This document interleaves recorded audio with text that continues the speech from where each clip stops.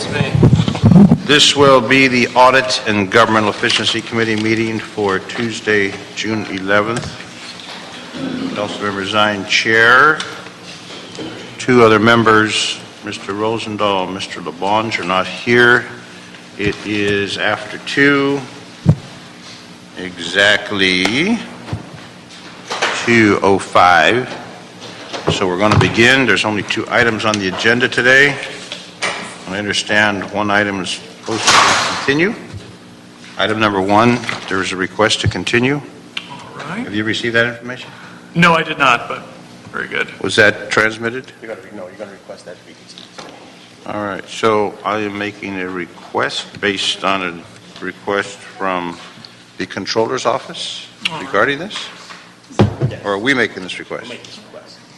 Based upon additional information needs to be found.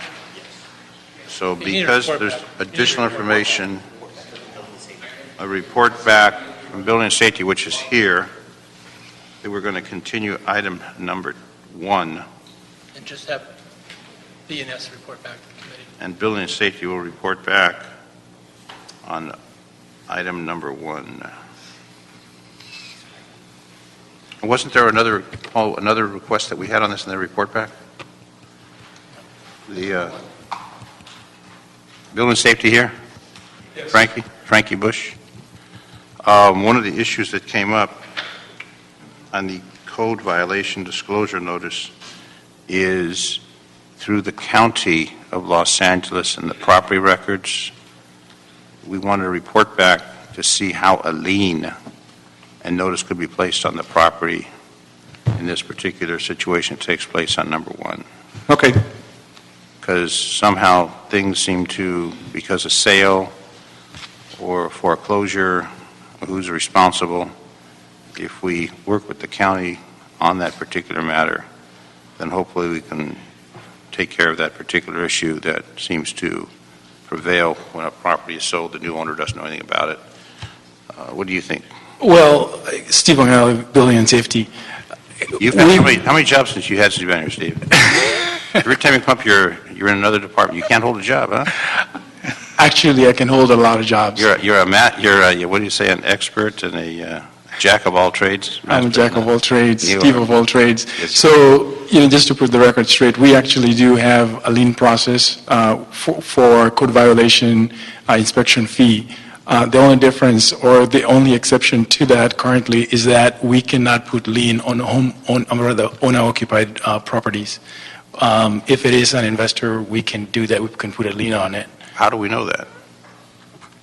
There are records. We get records from different warehouses record warehouses. Well, it appears that people are somehow skirting the system. We also record our substandard notices. If we issue a substandard, it's automatically recorded with that. A lot of our orders are not. Recorded where? Frank, recorded Recorded where? with the county recorder. And we place the notice on there that there is a substandard issued on the property. In some of the cases that they're referring to, some of the orders we have are not recorded.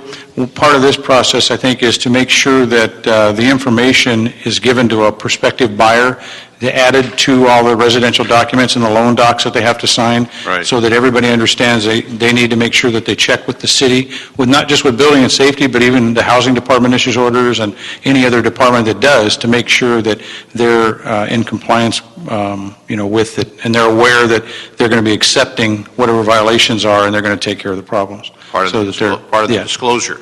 And, Yeah. and apparently that's been a gap that we haven't been able to take care of. There are in some cases that in quite a few cases over the years, we've had to deal with, we get a complaint that there's an addition on a house, and we issue an order because there is an addition on a house without any permits, and the person's been there for a year or two. They say, we didn't put it on, however, the previous owner did it. That's a disclosure issue, that civil matter between, that the seller needs to make sure they disclose that to them, would be a fallback on that. However, this might help alleviate that in the future. Well, that's what we're trying to do. Some of those problems. That issue came up. Yeah, by adding the report possibly to the requirement that makes the parties involved in the sale or purchase of the property make sure that they're made aware at that time. Paul, Yeah, that sounds will good. that cover it? Yeah.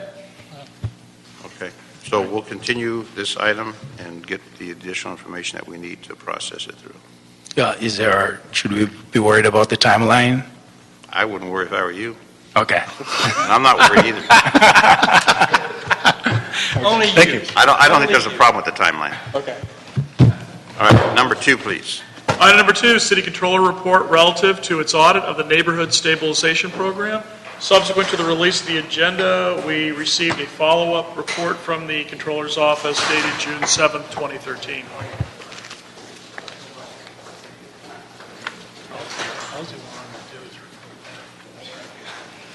Okay. Take it away, ladies. Cynthia Varela with the Controller's Office. I'm here to present the audit of the purchase and rehabilitation of foreclosed residential properties under the city's Neighborhood Stabilization Program. This was a Controller's report that was issued March 14th, 2013. The audit objectives were to assess the efficiency and effectiveness of the Housing Department's processes for acquiring residential properties through the Neighborhood Stabilization Program, or NSP, and whether the processes were adequate to ensure compliance with program requirements as well as to maximize outcomes.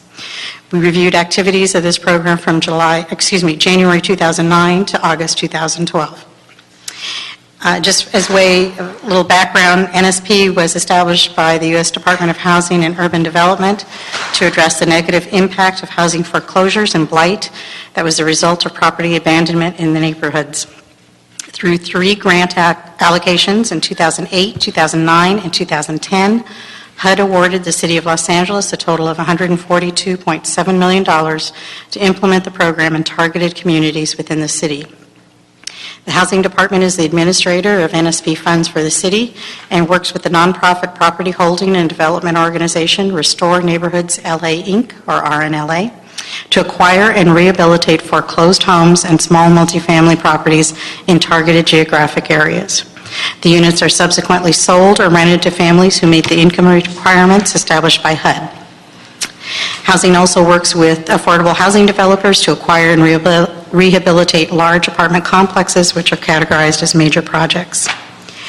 Our overall assessment of the program was that the minimum program goals appeared to have been met, but our audit identified opportunities for improvement and areas where the program should be enhanced to maximize effectiveness and maximize the number of affordable housing units for city residents within the limited grant funding and timeframes. The key issues that we noted included the appraisal methodology for single-family and small multifamily properties was deficient, which potentially could have resulted in higher prices paid by housing for NSP properties. HUD guidelines require that the foreclosed properties that are acquired with NSP funds must be purchased at a discount of at least 1% from the current appraised market value. What we noted was that for the 218 properties that were purchased through July 1st, 2012, that while the 1% discount was obtained for all of the properties, we noted that several were purchased for significantly less than the appraised value. And what that raised a question with us is if acquisition prices that are significantly lower than appraised values, we thought that that may be an indication of flaws with the appraisal methodology. This type of problem would call into question whether the purchase discounts were actually realized, especially for properties where they were purchased at a 1% discount from the appraised value. We procured the assistance of 2 subject matter expert appraisers to independently review a sample of 20 of the 218 appraisals that were for the properties that had been purchased. Based on our subject matter experts' separate reviews, so they independently reviewed these, they independently concluded that there were deficiencies in the appraisal process. There were what? I'm sorry, I didn't hear that. There were deficiencies in the appraisal process. They found that most of the appraisals they reviewed were deficient and did not appear in compliance with uniform standards of professional appraisal practice. Their opinion was that the appraisals were generally not well supported. Consequently, the appraised value for the properties in the sample may have been overstated due to the flaws noted in the methodology. We noted that for 13 of the 20 sample appraisals that were independently reviewed were conducted by the same appraiser, and that this appraiser was also responsible for appraising 56 of the 71 properties that were purchased at just a 1% discount from the appraised value. If the flawed methodologies noted in the sample of appraisals are indicative of how other appraisals were conducted, the department potentially overpaid for a significant number of properties. Our next key finding dealt with a significant amount of resources were allocated to the rehabilitation of the properties, which could have potentially decreased the resources available for additional units or other NSP activities. As of October 2012, the department had reported that approximately $40 million had been spent on rehabilitating the single-family and small multifamily units. We reviewed the total NSP expenditures, which includes the acquisition costs, closing costs, and rehabilitation costs for the 48 properties that had been sold to clients as of July 2012, and noted that the average acquisition costs were just over $147,000. The average rehabilitation costs were over $161,000, with the average total investment being over $308,000. We noted that LAHD's strategy was aligned with HUD guidelines, which was to rehabilitate to current building code standards, including removing illegal structures and restoring converted garages to their intended use, and retrofitting for energy and water efficiency.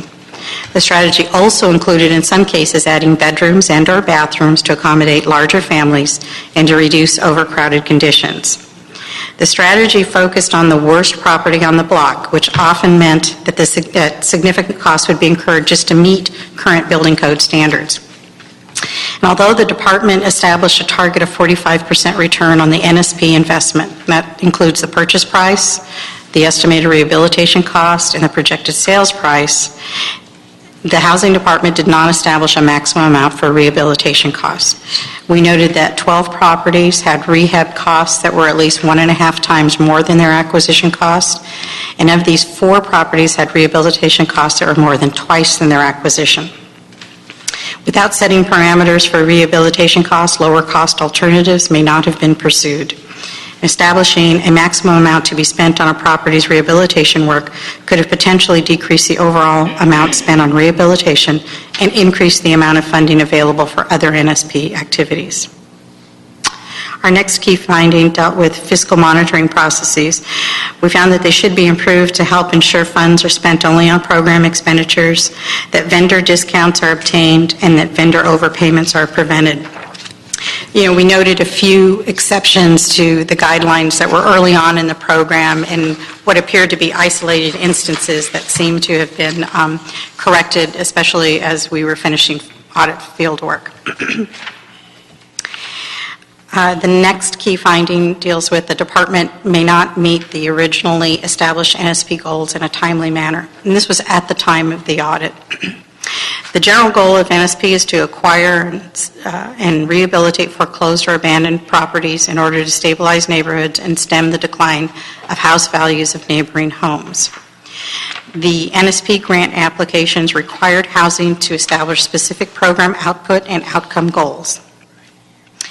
And NSP2, there were 3 different grant allocations, but NSP2, that grant application stated the department must complete a minimum of 100 units, and the department initially set internal goals that were significantly higher.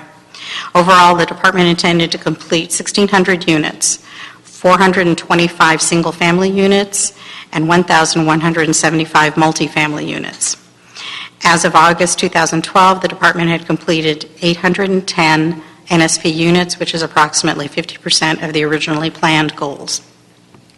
In 2010, the goals were internally revised to a total of approximately 1,100 units, and the Council's Housing, Community, and Economic Development Committee was informed that the overall NSP1 and NSP2 combined unit goals were revised to 1,051. What we found is that although the council committee were informed of the changing goals, housing did not provide sufficient detail on where the reduction in the number of housing units would occur, whether it was in single-family homes or in multifamily units. The report contained 11 recommendations. Housing management was generally in agreement with the findings and recommendations, and the department's action plan, which describes how the recommendations will be implemented, was submitted on April 15th. And based on the department's assertions, we considered 5 recommendations to be implemented, 3 in progress, and 3 is not yet implemented.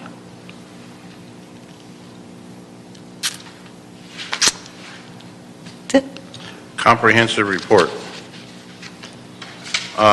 Who's here from LAHD?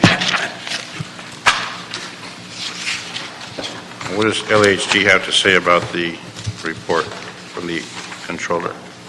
Councilman Doug Swager with the Los Angeles Housing Department. And I guess the first thing we would say is to thank the Controller's Office.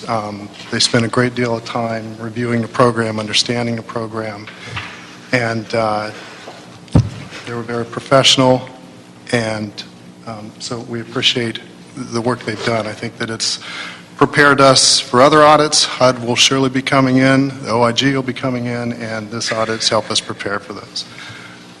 With respect to the findings, the recommendations, we believe they are wise, and we have implemented most of them. We're in the process of implementing all of them. I think with respect to the first finding and the appraisals, we are in disagreement that the methodology that was used by our appraiser would have led to us overpaying for properties. And we have our appraiser here to address questions with respect to their methodology. I would say that, the Neighborhood Stabilization Program, the entire premise of it was to acquire properties at below the market rate values. The whole program across the country was set up to do so. Most of the properties that we purchased were purchased through a national nonprofit, the National Community Stabilization Trust, that had agreements with a lot of the major banks to buy or to sell those properties to NSP recipients, and the pricing on those properties offered by the banks, when they established the pricing, they took into consideration that the costs that they would save by not holding them on the market, because they would sell them to us quicker, they would save costs for holding, making repairs, all these things, and they reduced the values of those homes even when those offers were made to us. We had an appraiser come out, appraise every single one of them. Our appraiser has over 37 years of experience. She's been through market upticks, market downturns, and just based on the premise of the program and the appraisals, we do not believe we overpaid for those properties. And, but upon, the controller's, findings, our appraiser then went out and reevaluated each and every one of the appraisals that were questioned. If there were corrections to be made, she made those corrections, but came to the conclusion that that would not have affected the value of any of the properties. With respect to another finding, as far as the high cost What of... was the differences between the folks and their opinions? Why did one say this, one say the other? Explain that. Well,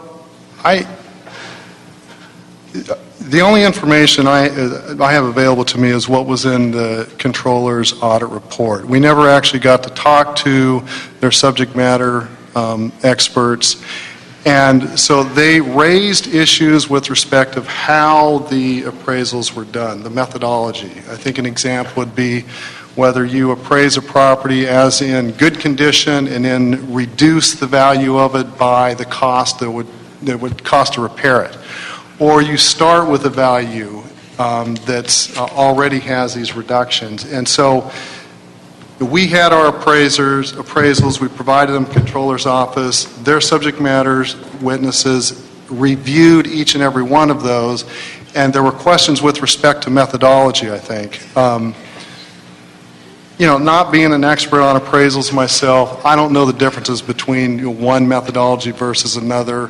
The appraisals did have to comply with national standards, and ours did confirmed that they did comply with that. And so when our appraiser went out and looked at, based upon the information she had, she did make some corrections to the appraisals, but in the end, it didn't affect the values. I don't know if that fully answers your question, Mr. President, but that's, and I can bring her up to sort of have... Very interesting. That people disagree on appraising, one would think it could be objectively done. Is there anybody else who can help share some light on it? I'm just wanting the facts, you know what I mean? And why would that be different? I can call up our appraiser, and she's a professional, I think, could answer these questions. I would love to hear her. Okay. She's the 37-year experience. She's a young lady. Started when she was, well. Thank you for the compliment. Yeah. Now, help us out on this, would you? We're trying to Wait, figure hold out. on. We need to have a seat, tell us who you are. My name is Dolores Waldron, and I'm the owner of Gold Coast Appraisals, and we were contracted with LAHD to do the appraisals under the NSP program. So you have people that go out and do the appraisal under your company. There are 2 appraisers and 1 appraiser assistant. I did some of the appraisals, and my other appraiser, He Yi, is here as well, who did a majority of the appraisals, and her assistant, Araceli Tiblier, is here also. So tell us, we're hearing a discussion here, help me out. Okay. Could you rephrase your question so I can better answer? Simple. There's the differences in what is and what isn't, and I want to know why there's differences. He just came up and said it all was a wash, and that what they had said was indeed the numbers. We're hearing the audit department say something else. I'm just trying to understand what there is to know. In doing an appraisal, you will have oftentimes a 10 to 15% spread between a value opinion, because this is not a science. It is it's a non-science entity. You try your best to look at data and analyze it, but each one is analyzed differently. So 2 appraisers could come up with a 15% difference in conclusions depending upon which data they pulled and how they perceive the condition of the property, and whether or not they noted that there were any repairs or code violations.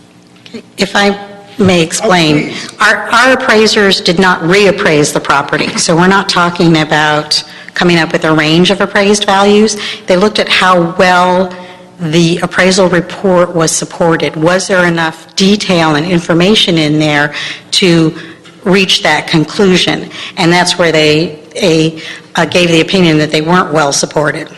For the information that was included in the appraisal report, it raised enough questions to where they thought that there were flaws in the methodology. So I don't want to confuse the issue that we have we have some leeway there between 2 different professionals and what they would come up with as far as the appraised value. Okay. I just note today, and again, maybe this doesn't help us at all, anecdotally, I can mention an area in my district that has been undervalued over the years, and everybody now knows it's hot. So there are cash deals going on, and people are trying to up oneself on cash. And cash rules, because it's instruments that could be actualized in a minute and a half. So I see a dramatic shift in that one area of my district in this last period of time, which I guess people are under the impression things are picking up, getting better, and it's time now to do the cash thing. How does that fit within this mix of things? Well, at the time we did these appraisals, it was an extremely depressed market. Right. So we had to pay attention in looking at what market value is. We have to pay attention to the definition of market value, which says most probable price exposed to the open market, willing buyer, willing seller. Yeah. Okay, so when we look at data in particularly a particular particular area, we must look at what data is available, and it may not be the model match to the subject. It may not be the most perfect comparable, but you have to use the data available that meets the definition of market value in order to come up to your value conclusion and to what you think the property is worth in a reasonable selling time. Interesting. How many properties did the city buy? 230, single family. 230 single-family. Any multifamilies? Yes, and we've got the program to date, we've got funding into 844 units at this point. 844 units. Yeah. And what's the dream of those 844 units? Well, the single family, the vast majority of those have been rehabilitated. So we bought our nonprofit bought the properties. They hired contractors to come in and make repairs to the properties, and then they were turned around and sold to low and moderate income home buyers. There is also... Did we make money on that? No, we did not make Did we money. break even? No, It cost us money. it cost us money, How yes. much did it cost us? Well, the entire program so far, we've put in $142 million. On average, we spent on the single-family properties, on average, probably $300,000 to acquire and rehabilitate.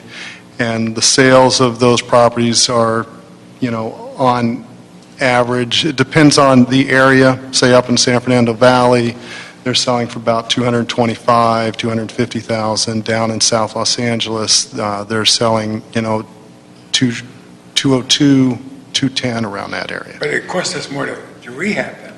It does. It did. We bought, and that was one of the other findings that they made, or one of the recommendations they made. We purchased some of the worst properties that we could find, with the belief that if we could buy those properties, invest in them, do the rehabilitation, they would have the most impact on the neighborhoods where we're working.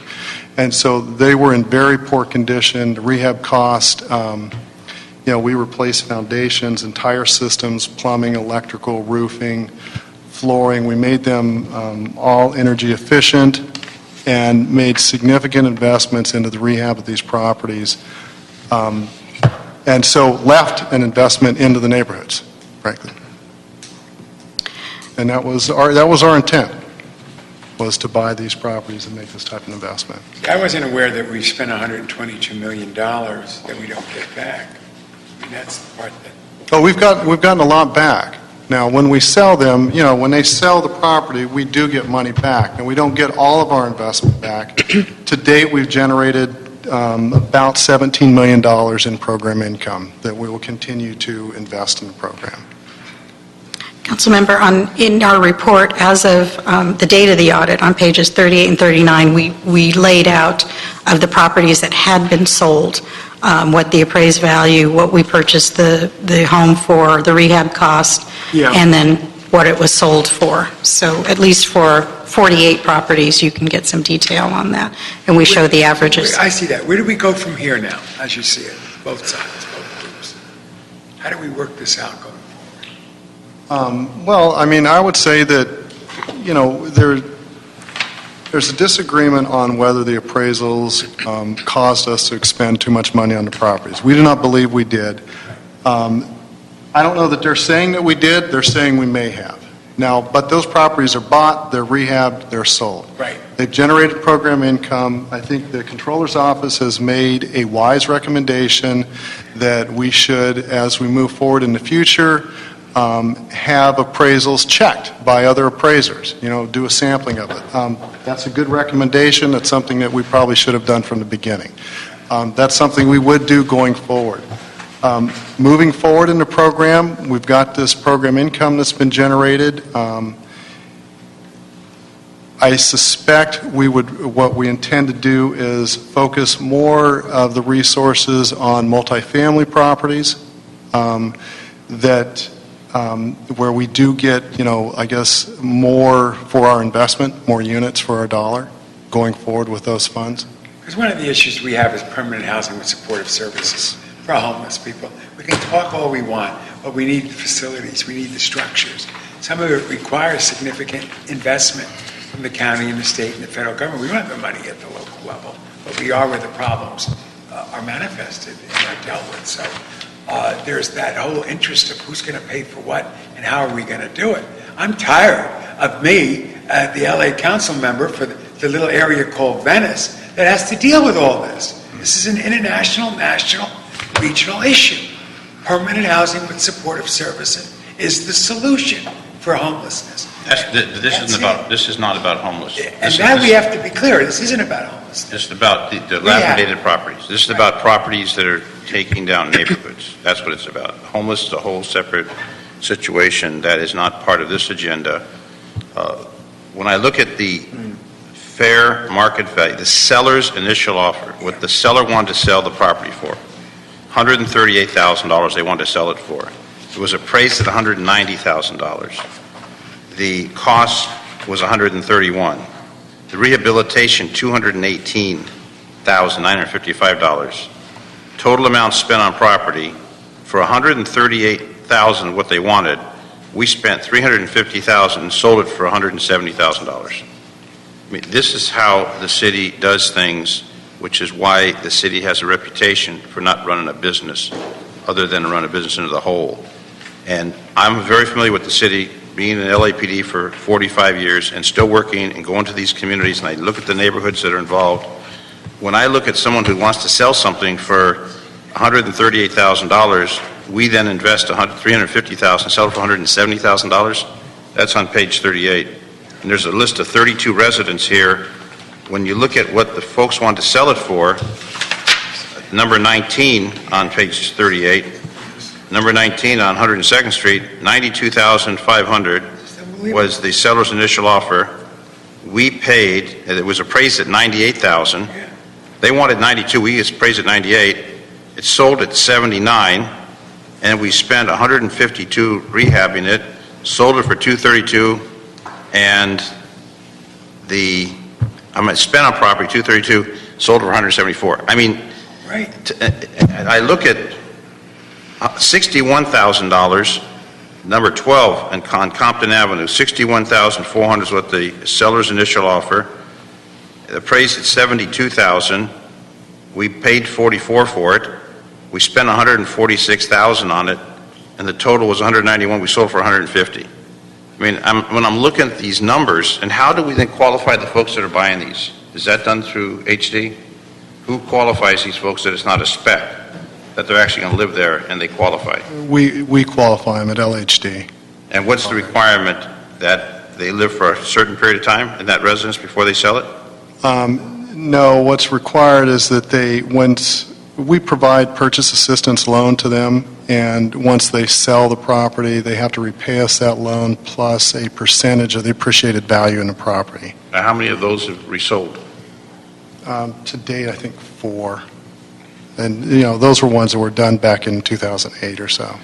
So we would have recaptured the investment that we provided them, plus if the property appreciated, we would have got a piece of that to reinvest in the program. Well, the big question that is posed by the Controller's Office is about the appraisal and the appraisal value. If someone's asking $61,400 and it's appraised at $72,000 and we buy it for $44,000, the numbers just don't seem reasonable.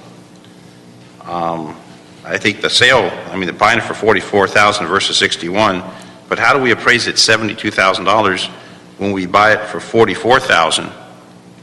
Something's wrong with the appraised value somehow, somewhere. Here's another one, $139,900 they're asking for, appraised at $200,000, and we pay $120,000 for it. The asking price often can be what the loan amount is. The asking price doesn't necessarily mean that that particular seller went and did due diligence as to what the value of the property was. Well, Oftentimes, those are what the loan amount is or what the second trustee loan amount was. It doesn't necessarily have to relate to market value. Well, their second loan and their obligations are separate from what we think the property is valued at. We Right. shouldn't worry about their second. No, their but third, what I'm and fourth. saying is the lender may just want to get out of the property what their loan amount is. Right. They just want to get rid of it. So that's misleading when you look at what the seller's asking price is versus what an appraised value is. Well, I find it interesting that a property that is appraised at $208,000, number 3, when they're asking $130,000, we appraise it at $208 and it sells for $124. There's definitely some numbers that don't make sense. Rehabilitation cost $97,000, sold it for $221 and $140,000. I mean, sold it for $140. Total value spent is $221. Somehow these numbers don't seem reasonable. Somehow these numbers seem that things aren't what they should be. And looking at the properties, the appraiser was found to have questionable methods.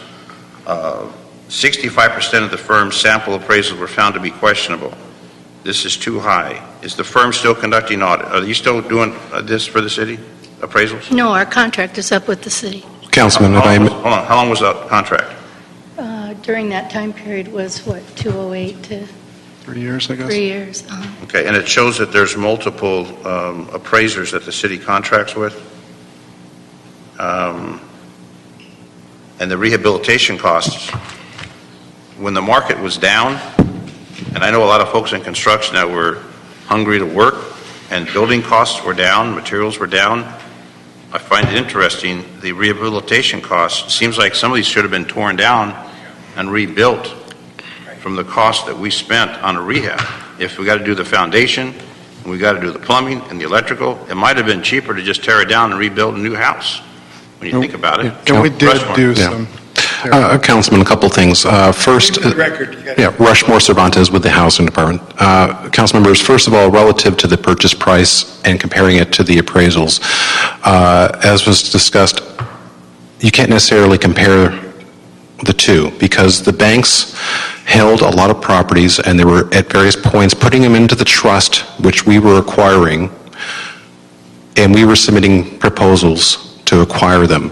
Depending on the level of distress of those properties, how long those banks had held those properties, depending on the level of blight and exposure they were to those banks, the more apt they were to offer the property to the city or Restore Neighborhoods Los Angeles, who was acting on behalf of the city, at a far greater discount than even an appraised value. So when you see a disparity of the purchase price to the appraisal, it really was on a case-by-case basis with bank to bank, depending on each property and how long they'd held those properties on each of those properties, as well as how much was owed on them. So it's not as if you, Councilman Zine, were going to buy a property and you have a sale price, so you could get an appraisal to match that, and they usually are pretty lockstep and barrel side by side, where in this particular case it was completely upside down, where you've got the properties being offered by the banks with no appraisal.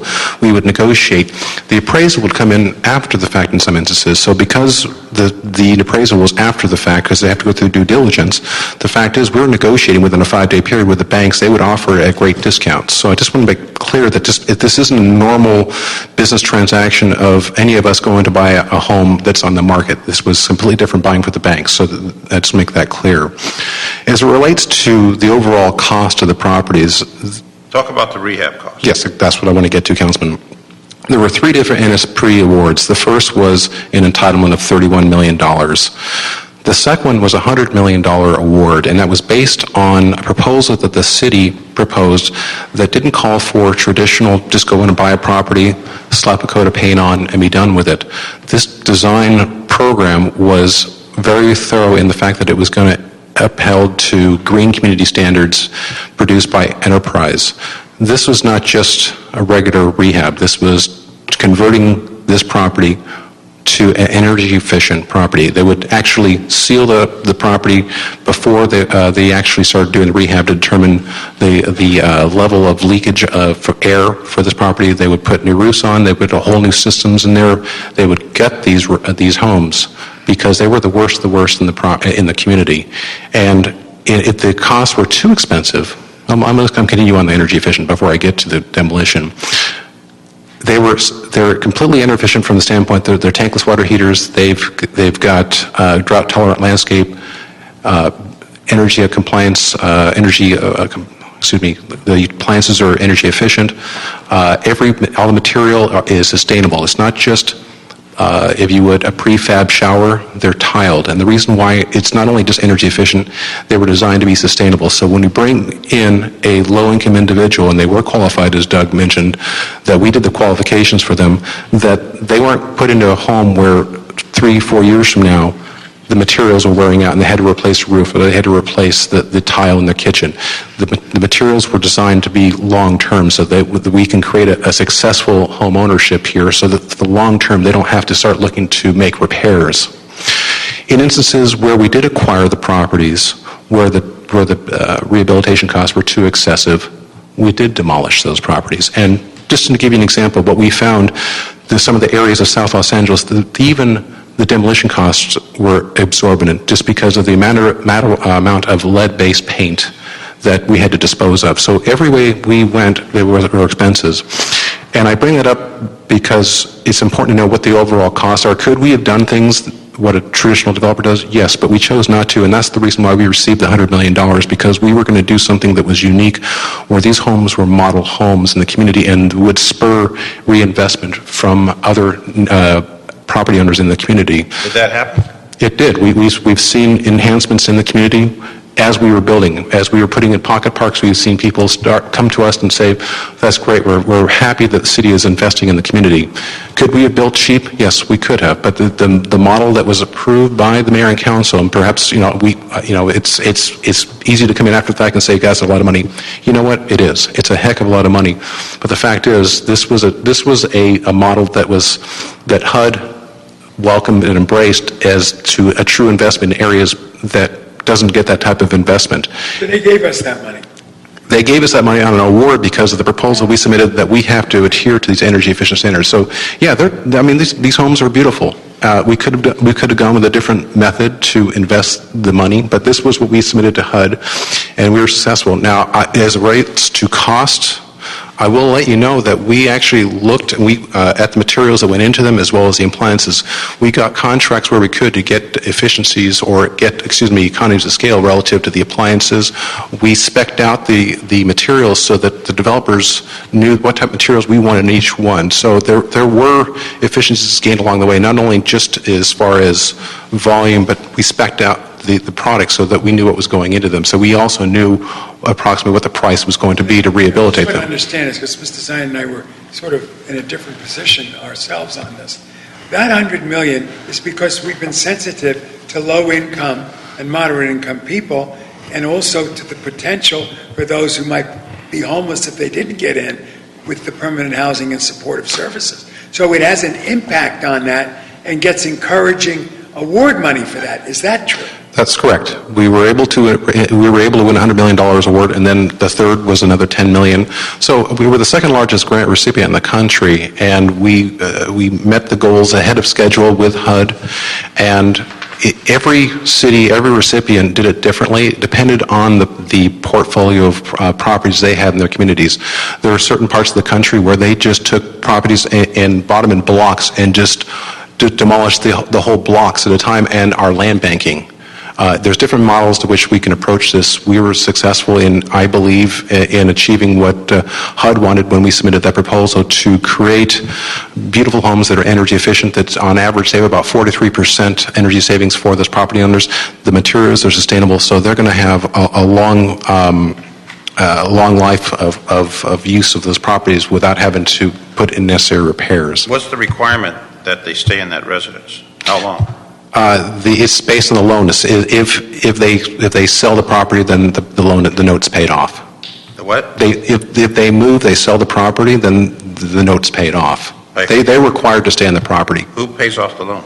Well, they would. If they sell the property, then the note's paid. So a house that sells for $170,000, which is item number one on here, how much would they have to put in for that $170,000 house? Would they have any financial obligation to that 170? Yeah, I mean, they have to put down we require minimum 1% down payment, FHA requires 3.5%. They go and get conventional financing from a bank. We provide up to $60,000 in purchase assistance to them. They put in a down payment, so it's a regular real buyer. These sales prices are all market prices. I don't know anybody can buy a house for $170,000 that's totally rehab. I don't know where in LA City you can buy a house for $170 that's gone through what you're talking about. Well, back then you could. I mean, this program's been going on since 2008. Is it still going on? Yeah. Yeah, it's winding down, but it We're is still not, going we're on. not acquiring properties anymore at this point. Did anyone check any of these properties of late to see what the status is? Are they still living there? Are they still in good shape? Are they improved the neighborhood? We do check, and we provide a one-year maintenance program for them, so we do monitor them to ensure that our responsibility is to ensure that they are residing in those homes. So we do monitor them. And I do, For 1 year, but what happens after that? well, that's No, the no, we main, continue to monitor. we them monitor them for- constantly. but until they there's- sell it. Until they sell We it. go out to check, we get, And you're saying less than half a dozen of these have been sold? yeah. And the rest of them, people are still living in and enjoying that environment? Yeah. Well, And- I still think maybe there's a perception problem with what you're investing. And when the construction field was dead, and material prices dropped, because we were doing some municipal facilities, and all the prices dropped on materials. When I look at the rehab costs, maybe we were paying retail plus versus wholesale minus. When you look at some of the costs that we spent for the rehab, I mean, $218,000 on a rehab, that's a lot of money on a rehab. It is. It depends. And Councilman, also, what you would not believe what some of these homes look like. The illegal additions, just the overall condition. We found properties where we had to demolish just because the foundations were corrupted. The overall cost was just astronomical to even try to repair them. I think it's important to note also that this program, as designed by HUD, was never intended to make a profit. We weren't allowed to make a profit. We are not allowed to make a profit, and the object was to obviously rehabilitate a community while creating jobs. It was always meant to invest the money back into the property. It does generate some program income, as Doug has mentioned, as the properties are sold, which we in turn have to utilize in the same identified areas of neighborhood stabilization, which were the hardest hit by the foreclosure crisis, that have the most depressed home values as well as the highest unemployment rate.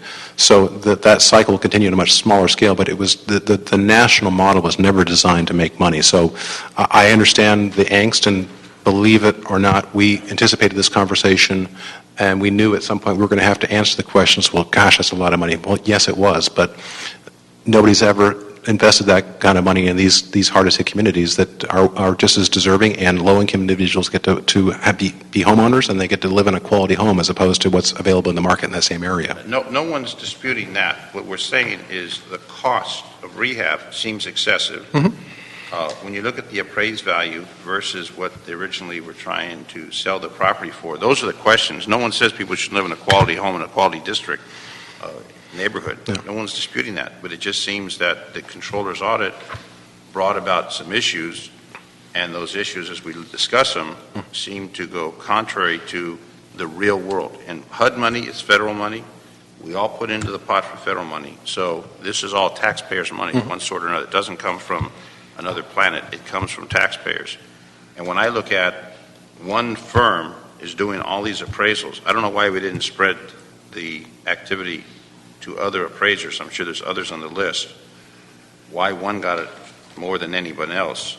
65% of the firms sampling appraisals were found to be questionable, and then established a maximum dollar amount. It just seems that whatever was happening, it created a red flag within the audit, which obviously then spills over into this committee to ask questions about how did this all come about.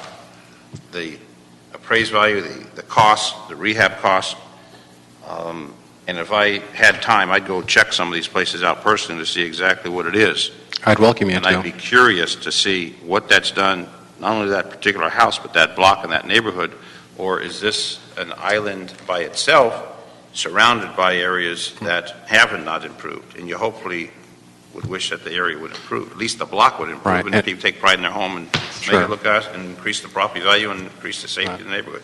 And we can't, Councilman, we can't argue that the price of the rehab, it is expensive, but I can tell you this, the LHD staff and working with RNLA scrutinize those costs again and again and again, and they are what they were. It was, again, it was basically what we called out for within our specs is what we, the kind of standard of quality home that we wanted. Yeah, but It's the a really- cost of labor and the cost of materials during this economic downturn, the cost of labor, since people were struggling for construction jobs, and the cost of materials and appliances. I mean, I don't know if they shop discount or if they just shop whatever the retail price is. Yeah. Councilman, we'd be very happy to kind of go over, as an example, what the overall costs were for a project and just kind of show you the breakdown. But behind that, there were numerous efforts to continue to reduce the prices. And then as it relates to impact in the community, the areas that we're talking about were concentrated areas. So you can have, as an example, in a 1 mile radius, you can have upwards of 25 to 30 properties that have been acquired. So you're having a significant impact in a particular community by having that kind of investment, that those number of homes and or pocket parks that are being populated in an area. Chair, Go ahead. if you turn to page 40 of their appendix, you see something interesting. It's about green construction criteria. Now, this puts the challenge out to do it in such a way that we actually, in the long run, deal with issues that we wouldn't be dealing with. Bamboo flooring and recycled content ceramic tile floor, ultra-low flow fixtures, faucets, a tankless water heater, ultra-low flow toilets, ultra-low flow shower heads. Number 6, air seal entire building and insulate exterior walls, ceilings, and subfloors. 7, new roof, Energy Star. With all these additions, all these modernizations, all of these appreciations of the environment, in the long run, they become valuable financially. You know, drought-tolerant landscaping, wired for solar. I mean, this is what we're doing to these old houses, low-income housing, and neighborhoods, and bringing the value dramatically up and challenges everybody to go this route.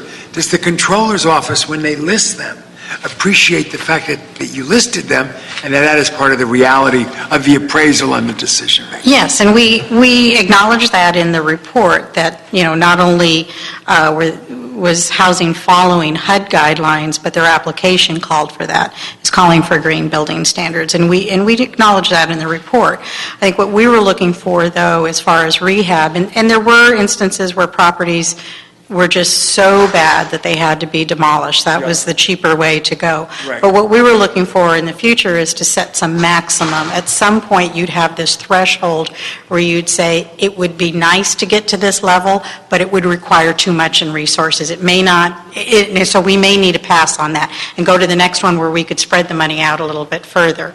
That's where we were coming from with the recommendation. That helps me out a lot more than before. I was like Mr. Zine. We're really wondering, we're looking at the numbers, and the numbers just don't make sense to us, to be candid with you. But in the long range, when you're talking in the way you are, and the housing department's talking, it does make sense. And it's interesting, the non-NSP properties in this sample sold for approximately $16,900 less than the NSP property. So there's definitely a cost factor. There's definitely the issue, the rehabilitation cost. There's definitely the issue of what's done to the neighborhood. And I don't know, it'd be interesting if the controller could find out if it's actually improved the safety and the appearance, property value of the neighborhoods, or if this particular parcel is better and nice, which is fine and dandy, but what's been the overall impact to the neighborhood? Is it impacted or not? And if it hasn't, then there's got to be another program that hopefully would improve and lift up the neighborhood. Because I know these neighborhoods, I've seen them, I've been there, I've worked them, and there's a lot of diversity when it comes to South LA, the San Fernando Valley, other parts of the city of LA, from the valley to South Los Angeles. They've got a lot of areas that were involved in this. Any of them in CD11 by any chance? CD11? Very few. No, I have to entice developers to come in here and help me. I mean, you get everything from 111th Street to Orange Drive, Arlington to Parthenia, Compton Avenue, Osborne Street, 106, 66th Street, Yeah. Holden Avenue.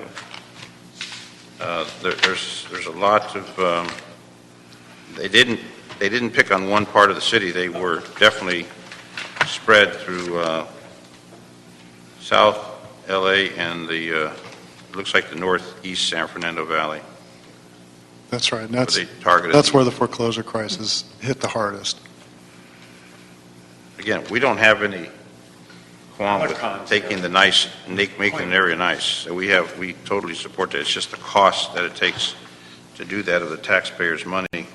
So will the department expend all of the NSP funds before the expiration deadline? Yes, we've done that for NSP 1 and NSP 2, the third round of funding, the expenditure.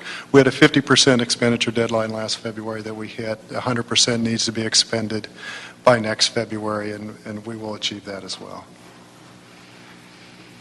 Okay, and has LAHD established a max dollar amount for rehab costs for a given project or a formula for a max percentage of total costs going to the rehab? Is such a thing legal and feasible? A maximum cost that we're going to spend. For example, it's not worth it to tear the house down, or if we're going to tear the house down, we'll leave a vacant lot versus the cost. Is there some type of a max that we're talking about? So the maximums that we established when we operated the program, we set a maximum based on a percentage of return of our investment. And so what we tried to achieve was a minimum 45% return on our investment initially, and then when the home buyer paid off the loan sometime in the future, that would increase up to 60% of our investment. So we set that standard as a minimum. With respect to an overall cap on the rehab, we did not establish a cap. And at this point in time, the rehabs are all sort of in place going forward. Most of them are almost completed. We're not purchasing additional properties right now.